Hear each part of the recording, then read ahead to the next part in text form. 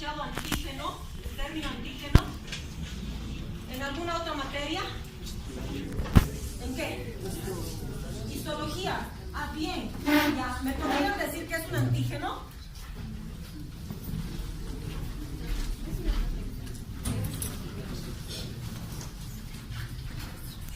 Bien, un antígeno es algo extraño, es una partícula extraña al organismo, ¿sí? Es para nuestro organismo un antígeno es todo lo que es ajeno a él. Entonces, así como para nosotros un antígeno sería una persona desconocida, ¿sí? A la que primero no tenemos que hablarle, ¿no es cierto? Eso es lo primero que nos enseñan desde que empezamos a caminar o a ir al kinder. Pues entonces ese es el antígeno para nuestro sistema inmunológico. Pero fíjense que hasta nuestras propias células tienen que saber qué es bueno y qué es malo. Entonces tienen que saber reconocer qué es extraño y qué es propio. Es una molécula capaz de inducir una respuesta inmune. Esa es la última definición que se le ha dado a antígeno. Antes decían que antígeno era cualquier molécula capaz de desencadenar, capaz de unirse a un anticuerpo. Pero en realidad no necesariamente tiene que unirse a un anticuerpo. Solamente desencadenando una respuesta en nuestro sistema inmunológico ya es considerado un antígeno. Esta partícula tiene que tener ciertas características para ser considerada extraño o para ser considerado antígeno. Primero es el carácter de externo o el origen de la partícula. Pueden existir antígenos externos, como son todos los microorganismos que ustedes conocen, hongos, virus, bacterias, que ingresan a nuestra célula, son degradados, pero son partículas ajenas. También pueden ser partículas propias, es decir, nuestras propias células que han sido invadidas por virus. Un virus muy conocido, que solamente le gusta invadir nuestras células, es el VIH. Pues cuando nuestra célula está invadida por un virus de esa naturaleza, las otras células de nuestro sistema inmunológico las reconocen e intentan atacarla, porque las reconocen como partícula ajena. Y de igual forma las células nuestras que empiezan a mutar y a cambiar, por ejemplo las células cancerígenas, esos llegan a ser antígenos pero propios, ¿sí? De origen interno. Otra característica, el carácter de extraño. Cuanto más extraña sea la partícula, pues más respuesta va a desencadenar en nuestro sistema inmunológico. Entonces, si es una proteína muy parecida a nuestra proteína, pues habrá poca respuesta inmunológica. Pero si esta proteína es ajena, es extraña, es mutante, si la quisiéramos llamar, entonces va a ser fácilmente reconocida como agente extraño. No todas las proteínas o todas las partículas tienen la capacidad de ser reconocidas. Entonces, imagínense que si es una partícula muy, muy pequeña, especialmente si pesa menos de 5000 kilodaltons, no tiene carácter de extraño. O sea, es una partícula ajena, es una partícula extraña, pero tiene un peso molecular mínimo, o sea, es un tamaño menor. Entonces, no puede ser reconocida por nuestro sistema inmunológico. Aquellas que tienen más de 10.000 daltons podrían un poco desencadenar respuesta inmunológica, pero aquellas que tienen más de 100.000 daltons, esas sí son inmunógenas. Definitivamente sí van a desencadenar una respuesta inmune. Eso en relación al tamaño. Hay algunas partículas que son muy pequeñas y que tienen que unirse y sumarse a otras para poder ser reconocidas. ¿Sí? Entonces, el tamaño de la partícula del antígeno, para ser considerado antígeno y desencadenar inmunogenicidad, tiene que ser mayor a los 10.000 daltons. Aquí estamos, sí. Muy bien. Entonces, en relación, enseguida vamos a hablar de las proteínas y la complejidad de las moléculas. La rigidez se refiere a, por ejemplo, si estamos hablando del flagelo de una bacteria, pues es un elemento poco rígido, ¿sí? En cambio, si estamos hablando de la pared bacteriana, es un elemento bastante rígido. Entonces, ¿cuál de los dos va a generar mayor antigenicidad? Pues la pared bacteriana. si solamente habláramos de la estabilidad de la estructura. Estas son las moléculas que tenemos en general.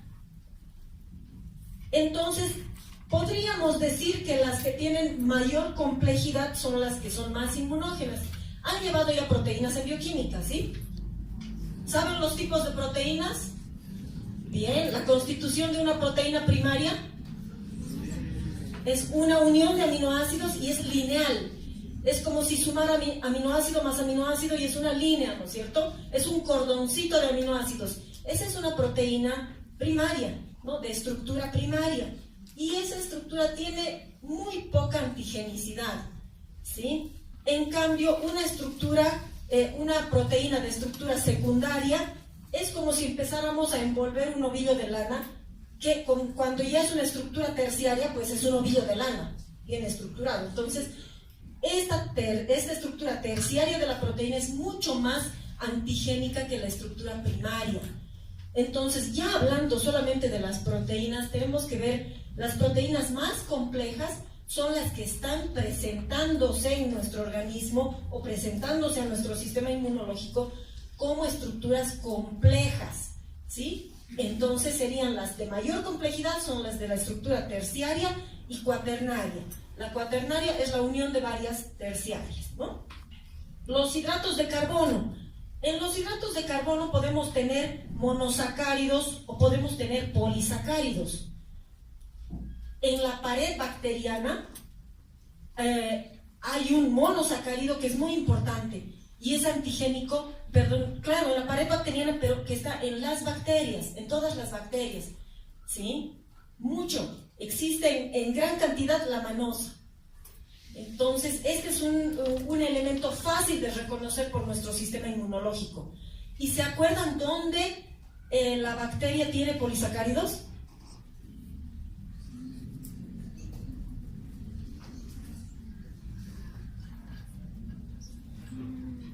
Recién han pasado el primer rote. A ver, exprimiremos un poquito sus recuerdos.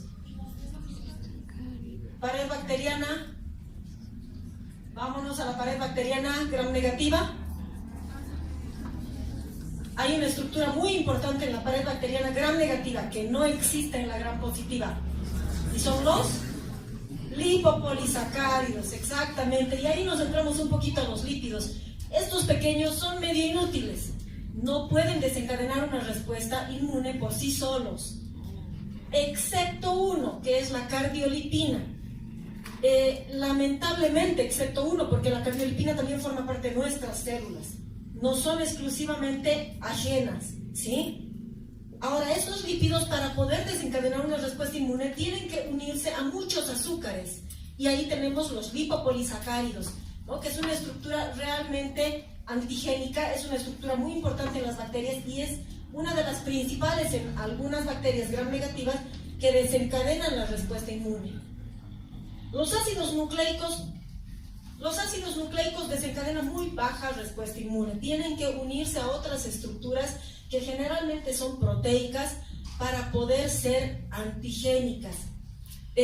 Cuando estos antígenos o cuando esos ácidos nucleicos desencadenan una respuesta antigénica, generalmente es en contra nuestra, ¿sí? Generalmente estamos hablando de enfermedades autoinmunes en este caso y también en el caso de la respuesta frente a la cardiolipina. Entonces, la complejidad de la molécula es muy importante. La variedad de antígenos, lo que ustedes quieran, partículas de polvo, tierra, bacterias, virus, parásitos. Uno está caminando y le entra una astilla que atraviesa el zapato hasta el pie. Pues entonces estamos abriendo una solución de continuidad. ¿Y qué es lo que entra? Entra tierra, entra suciedad, entran microorganismos, entran hongos, todo lo que vive en el suelo. Todo es considerado antígeno, incluyendo la ramita o la espina de una rosa, todo lo que ingresa. Entonces, ¿qué más podríamos mencionar? Venenos, alimentos. Los alimentos también son sustancias antigénicas porque son ajenas al organismo, ¿no es cierto? Por eso es que tienen que pasar por un conducto que es nuestro tubo digestivo. Los alimentos no van a pasar por la piel, ¿no? Entonces existe un conducto especial para que no puedan ser reconocidos como extraño, ¿sí? Por el carácter de extraño. En realidad tenía que ser una bacteria, pero imagínense que es una bacteria medio alargada. Bueno, pues un antígeno, una bacteria o un virus no es por completo, en toda su estructura, un antígeno. Tiene, así como hemos visto en los gram negativos, tiene en su pared bacteriana, puede tener en sus flagelos, puede tener en su cápsula, puede tener determinados elementos o partículas que sobresalen, como un foquito rojo, ¿no? Que dice, yo soy el agente malo, y es por ese foquito por el que nuestro sistema inmunológico lo reconoce como antígeno, lo reconoce como partícula extraña. A estos elementos que pueden estar sobresaliendo, como en este caso, se les llama determinante antigénico o epítopo. ¿Sí? Determinante antigénico o epítopo, entonces, es una porción muy pequeña del antígeno que puede desencadenar la respuesta inmune o que puede especialmente ser unida a nuestras células del sistema inmunológico. No es que toda la bacteria o todo el virus se va a unir a nuestras células de defensa. Necesitamos un lugar que nos va a servir de chapa para la llave, si ustedes quieren, que va a encarzar exactamente en un lugarcito de un componente de nuestro sistema inmunológico, y ese es el determinante antigénico. Ahora, como ven aquí, un antígeno puede tener un montón de determinantes antigénicos. Entonces, si tiene, por ejemplo, un peso molecular de 10.000 daltons, pues puede tener hasta 1.000 determinantes antigénicos. Entonces, imagínense si tiene 100.000 daltons, ¿cuántos determinantes antigénicos tendrá? Y cada una de estas porciones se va a unir a una porción de nuestro sistema de defensa, como vamos a ver enseguida.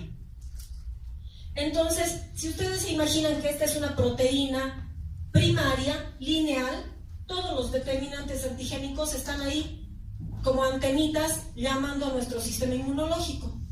Pero si fueran una estructura terciaria, un ovillito de lana o esto hecho un nudo, pues esos determinantes antigénicos pueden estar escondidos y pueden salir solamente cuando han sido fragmentados y desnaturalizados ya dentro de nuestra célula, ¿sí?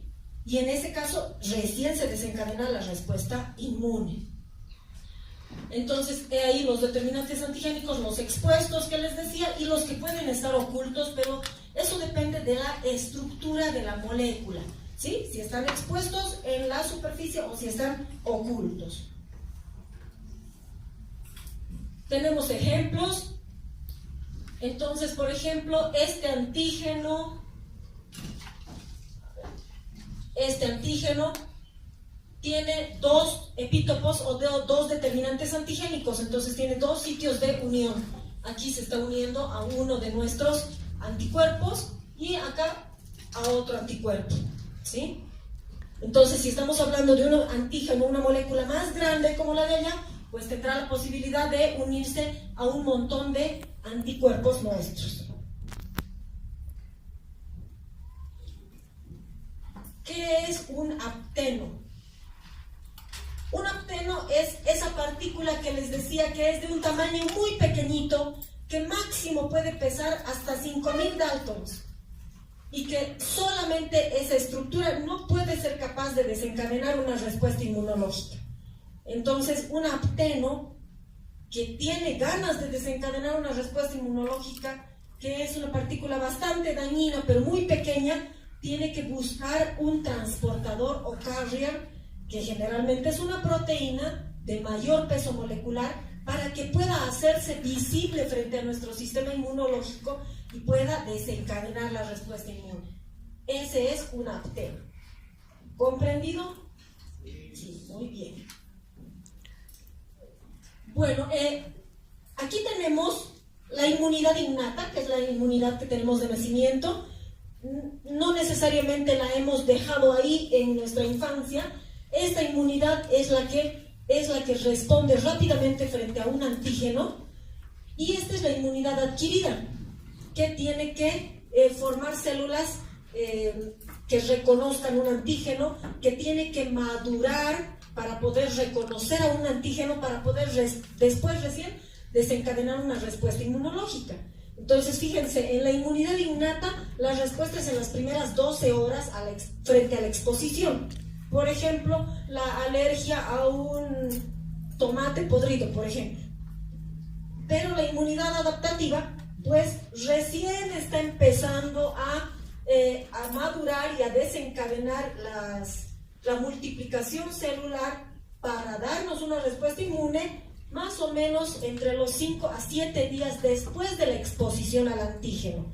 Esto les muestro para que vean que tanto en la respuesta innata como en la adaptativa tenemos antígenos. Ahí bien ven las bacterias, que son los que parecen salchichitas naranjas, ¿sí? Y también tenemos anticuerpos, que tenemos aquí. Fíjense, los anticuerpos en la inmunidad innata y los anticuerpos en la inmunidad adquirida. Entonces, en ambos casos participan los anticuerpos. Vamos a ver qué es lo que sucede. Como les decía, primero tiene que haber un reconocimiento de lo extraño, porque si no, ustedes seguirían hablando con cualquier extraño, ¿no es cierto? Primero, para rechazarlo, tienen que saber qué es ajeno, qué es extraño. Y para eso, este es un virus, ¿sí? Por su cara lo van a reconocer. Y nuestro linfocito T es el encargado de la respuesta inmune adaptativa, y ese es el que tiene que reconocer al antígeno. El objetivo de todo el proceso es que el linfocito T reconozca al antígeno, porque el linfocito T es el policía por excelencia. Para que eso suceda, necesitamos ayuda. Necesitamos una primera célula, que es la célula presentadora de antígeno. Entonces, esta célula presentadora de antígeno se encarga de vestirlo, arreglarlo y sacar la púa del determinante antigénico para mostrárselo al linfocito T y decirle: esta es la partícula extraña, y frente a esta partícula tienes que formar muchos clones para llegar a destruirla. Ese es el objetivo de todo este proceso. Nuestras células presentadoras de antígeno, por excelencia, son 3. Son las células dendríticas, son los linfocitos B y son los macrófagos, ¿sí? Los 3 tipos de célula son, por naturaleza, células presentadoras de antígeno. Entonces, estas células van a ir frente a cualquier partícula extraña a mirarla, examinarla y ver si realmente es un antígeno, y si es así, presentarla al linfocito. Entonces, se ve un poquito borroso, pero en este caso, esta célula, que puede ser una célula dendrítica, que puede ser un linfocito B o puede ser un macrófago, agarra el antígeno, lo procesa, lo envuelve, lo desenvuelve, lo fragmenta y encuentra el determinante antigénico y lo presenta. Lo envía a la superficie de su célula y lo presenta al linfocito T.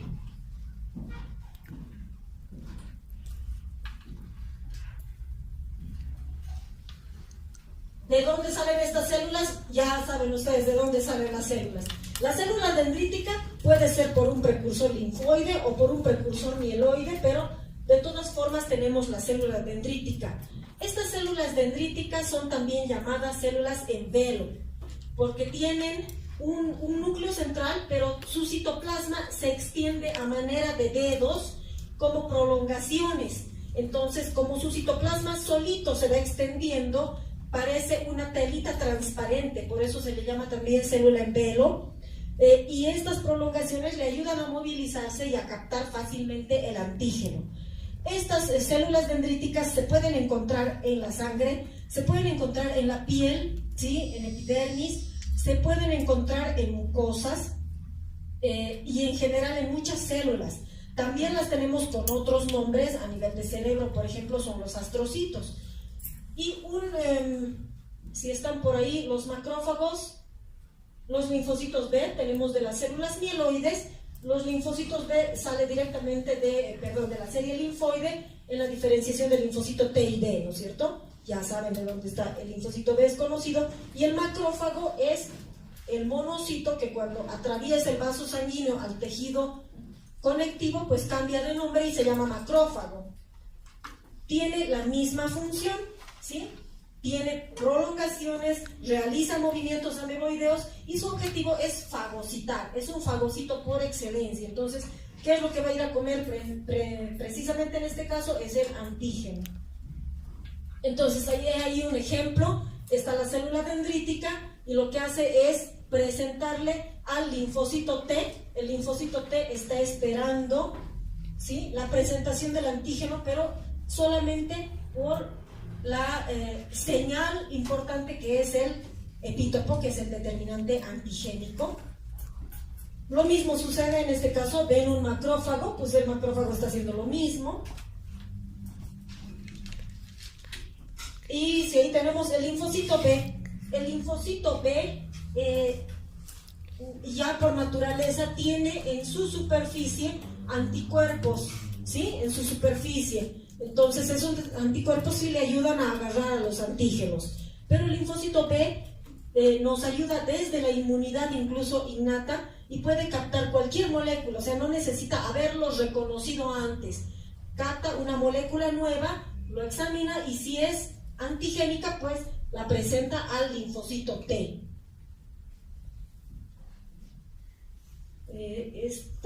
Prefiero esta. Bien. Entonces, todo este alboroto sucede en nuestro sistema inmunológico cuando una pequeña partícula ingresa. Entra un antígeno y, bueno, aquí está el antígeno. La célula presentadora de antígeno lo reconoce y empieza a presentar mediante el epítopo al linfocito T. El linfocito T se divide en linfocito T helper, si ustedes recuerdan, ¿sí? Tenemos aquí el T helper, ¿dónde está el T helper 1 y el T helper 2?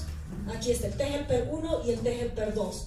Tenemos los T citotóxicos, ¿sí? Que es el CD8, el que tiene la molécula CD8. Todo esto que ustedes ven aquí al principio son linfocitos. Entonces lo que estábamos viendo, la célula presentadora de antígeno la presenta el linfocito T. ¿Qué es lo que hace el linfocito T? Tiene la función de, primero, desencadenar grandes clones de linfocitos T. Pero hay un linfocito que es el helper 2 que también avisa a los linfocitos B que hay un antígeno. El linfocito B se transforma en una célula grandota que se llama célula plasmática, exacto, y la célula plasmática, ¿dónde está? Tendría que ser esta, bueno, ya está, la célula plasmática, que es el mismo linfocito B que ha crecido, que se ha transformado en célula plasmática para poder dar origen a los anticuerpos. Entonces, fíjense que la célula plasmática es la que va a dar origen a los anticuerpos. En esta figura, en esta imagen, estamos viendo qué es lo que sucede en la inmunidad celular y en la inmunidad humoral al mismo tiempo, ¿sí? Y bueno, en realidad el objetivo es que lleguemos a la formación de los anticuerpos. Nuevamente tenemos ahí todo el paso. La célula T, el helper 2 especialmente, estimula a los linfocitos B para que se transformen en células plasmáticas y esta célula plasmática dé lugar a los anticuerpos. He ahí la foto de un anticuerpo y tiene la forma de una Y.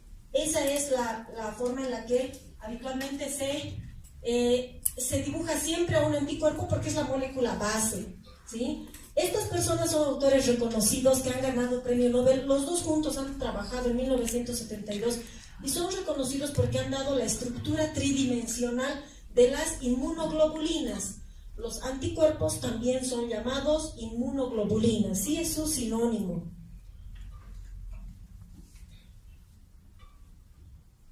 La inmunoglobulina o el anticuerpo está formada por, vamos a ver la estructura base de una inmunoglobulina. Esta es la estructura base que está formada por cadenas. La inmunoglobulina está formada por cadenas pesadas y ligeras, ¿sí? Las cadenas pesadas son las que le van a dar estabilidad a la inmunoglobulina y son estas, ¿sí? La cadena pesada tiene esta forma en este caso y las cadenas ligeras van a estar por fuera. Las cadenas pesadas pueden tener diferentes isotipos, ¿sí? Los isotipos son gamma, nu, alfa, epsilon, delta. Y estos isotipos le van a dar el nombre a las inmunoglobulinas. Entonces tenemos inmunoglobulina G, A, M, D, E. Son los 5 tipos de inmunoglobulinas que existe en nuestro organismo. Ese nombre reciben gracias a las cadenas pesadas de la estructura de esta inmunoglobulina. Las cadenas livianas tienen 2 isotipos, pero no influyen en la estructura, en la función o en la localización de estas inmunoglobulinas. Solamente son 2 isotipos diferentes que son kappa y lambda. Están unidos por puentes disulfuro, ¿sí? Las cadenas pesadas y livianas están unidas por puentes disulfuro y la cadena pesada, para tener esa forma de Y, tiene una región bisagra. Esta región bisagra, pues es como una bisagra de la puerta, entonces permite que los bracitos puedan moverse de acuerdo a dónde está el antígeno para poder agarrarlo, ¿sí? Entonces esta es la región bisagra y este es el puente disulfuro.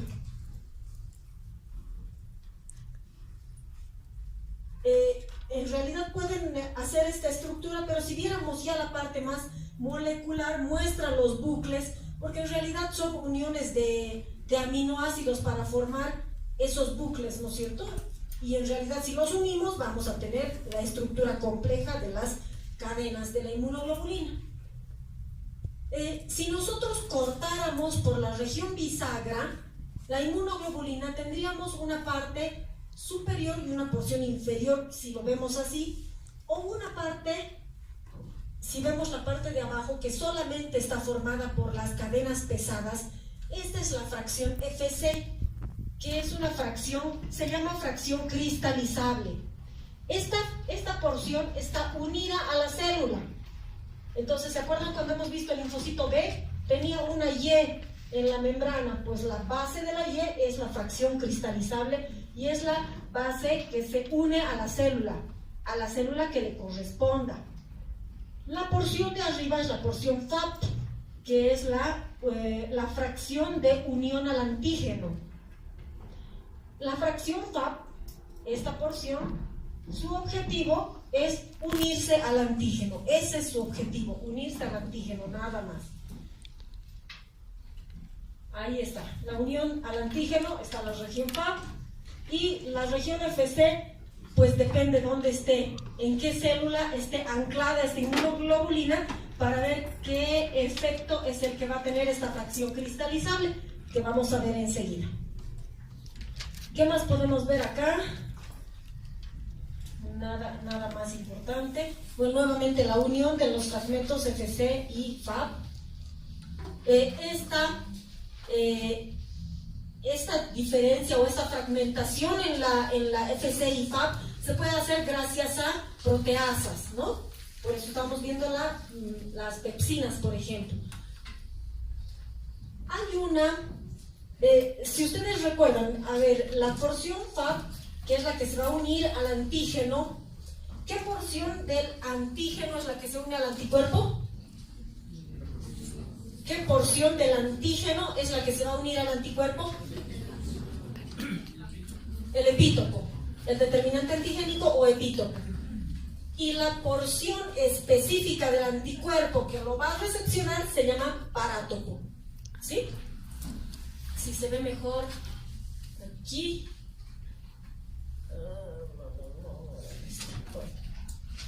Enseguida vamos a ver mejor. Pero ahí está un poquito resaltado.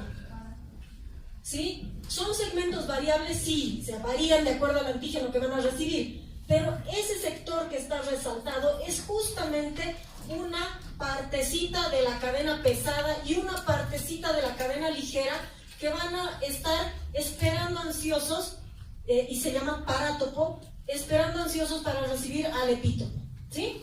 Parátopo. ¿Qué otra cosa más complicada tienen los anticuerpos? Tienen una porción variable y una porción constante. Constante es la que está anclada a la célula, y prácticamente, si pudiéramos en esta estructura ver los dominios constantes que tiene esta inmunoglobulina, serían estos tres, ¿sí? Y estos tres. Y en la cadena ligera, el dominio constante sería este. Y el dominio variable es el que está más a la periferia. Es variable porque, bueno, su nombre lo dice, puede tener muchas variaciones dependiendo del antígeno que vaya a recibir o el tipo de anticuerpo para el anticuerpo versus antígeno al que esté preparado, podríamos decir. Entonces, en la conformación de esta estructura, los dominios que están en la periferia pueden salir y pueden cambiar, son variables. En cambio, estos fijos están unidos a la célula y siempre van a ser constantes. No existen mutaciones de inmunoglobulina, donde esta mitad sea de una inmunoglobulina y esta mitad de la otra. Eso no existe, ¿sí? La porción variable es la periférica, entonces. Estas dos y estas dos.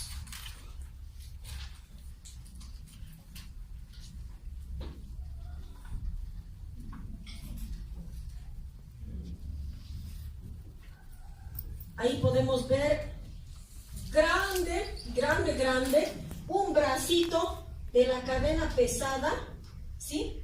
Más una porción del bracito de la cadena ligera. Ese es el parátopo. Y lo que ustedes ven aquí, gigante, que está englobando, es el epítopo.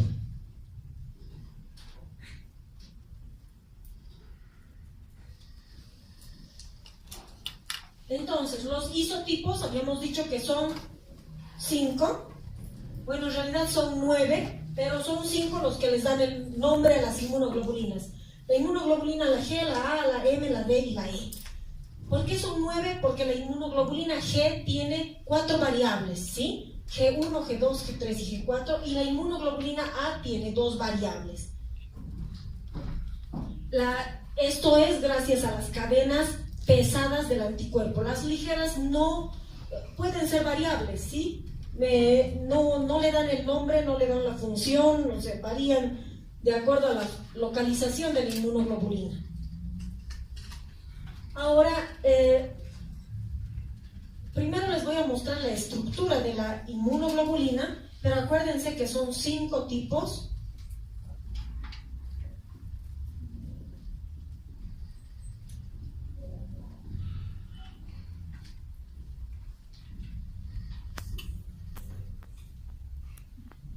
Bien, la inmunoglobulina que hemos visto, la que tiene forma de Y, es la estructura o la imagen de la inmunoglobulina G, ¿sí? ¿Se acuerdan? Son 5 tipos de inmunoglobulina. La IgG, la IgD y la IgE tienen forma de Y, ¿sí? La inmunoglobulina G, la D y la E tienen forma de Y, que es la Y que hemos estado analizando ahora. En cambio, la A y la M son diferentes. La M es un pentámero, ¿sí? Es como si fueran 5 Y's que están unidas por una cadena denominada punto J o cadena J que las une. Es un pentámero, ¿sí? 5 bracitos. En cambio, la inmunoglobulina A tiene 2 bracitos, es un dímero que puede tener esta conformación o puede estar mirando a los dos lados, o sea, a los polos opuestos. Y también están unidos por el punto J o por la cadena J, ¿sí? Entonces ahí está la estructura pentamérica y la estructura dimérica. La inmunoglobulina A se encuentra en las mucosas. 80% de la inmunoglobulina A se encuentra en las mucosas, en todas nuestras mucosas. Entonces es la que se va a encargar de protegernos frente a los antígenos que quieran ingresar por nuestras mucosas, ¿sí? Tracto digestivo, respiratorio, incluyendo conjuntiva. Está siempre la inmunoglobulina A en defensa de aquellos antígenos que quieran ingresar. Muy poco, podríamos decir 10 a 15% de esta inmunoglobulina está circulando en el suero, ¿ya? La función es protección en las mucosas. Ahí está. Tenemos una inmunoglobulina secretora también, una que está en el suero, que es, como les digo, en pequeña cantidad, 10 a 15%, y la secretora, que es la que está en las mucosas. ¿Qué es lo que sucede cuando un antígeno intenta ingresar por nuestra conjuntiva? Pues la inmunoglobulina A, normalmente, bueno, aquí tenemos la lúcites, la inmunoglobulina A está en la capa basal, donde están las células de la mucosa asentadas. Son estimuladas para salir a la luz y poder agarrar el antígeno.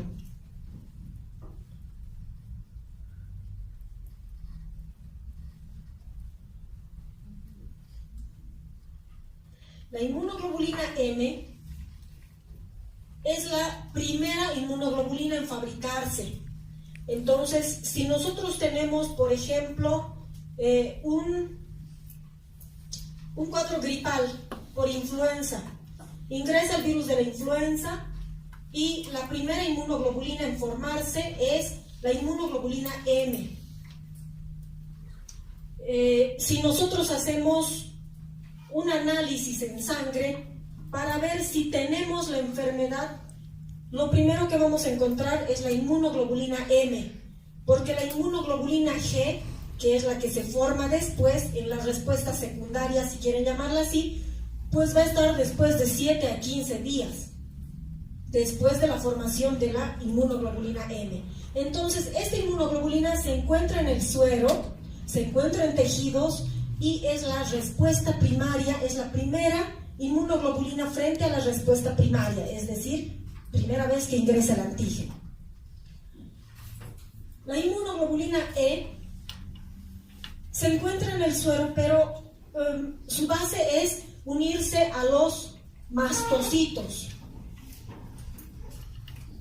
¿Saben qué son los mastocitos, no es cierto? ¿Dónde están los mastocitos y qué tienen en su interior? ¿Qué tienen en su citoplasma?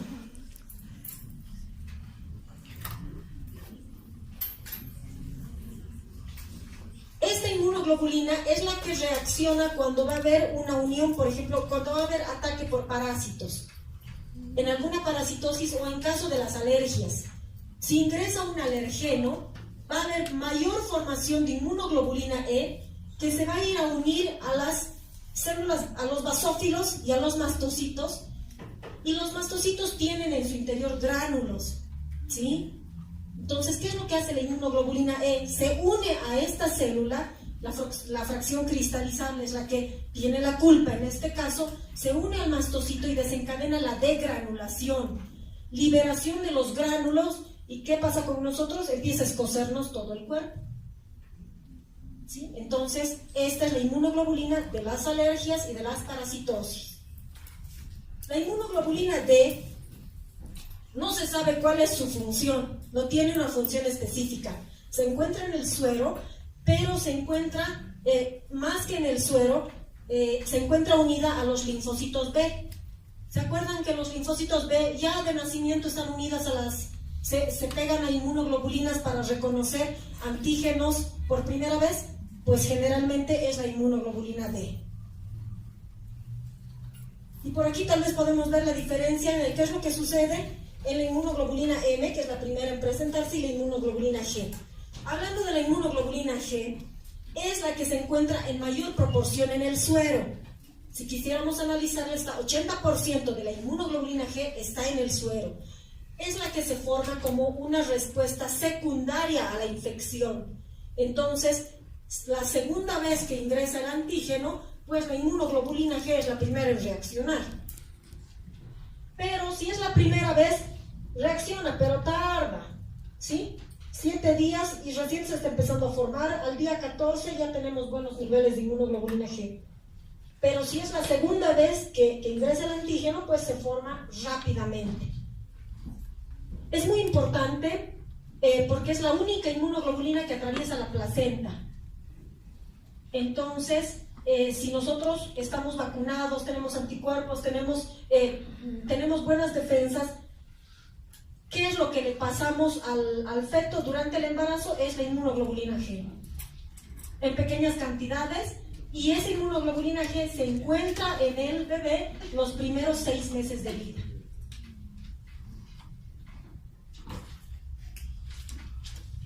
Y ahí la diferenciación de célula plasmática, inmunoglobulina. Y a ver, bueno, eso, ¿no? El paso por la placenta, que es una de las cosas más importantes que tiene la inmunoglobulina G. Y la que está en las mucosas es la inmunoglobulina A. El doctor Tonegawa, les menciono al autor porque él ha sido el que ha disgregado genéticamente y ha visto que pueden haber variaciones genéticas para la conformación de cada una de las estructuras que nosotros hemos visto en los anticuerpos, en las inmunoglobulinas.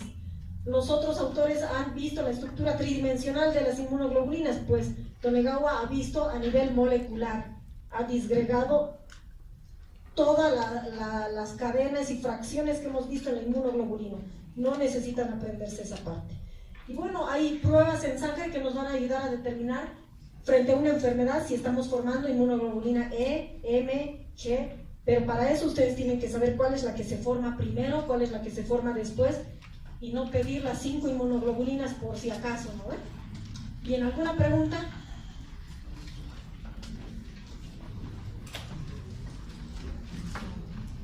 Van a disculpar la velocidad, pero si no, no terminamos. ¿Hay alguna duda? Muy bien.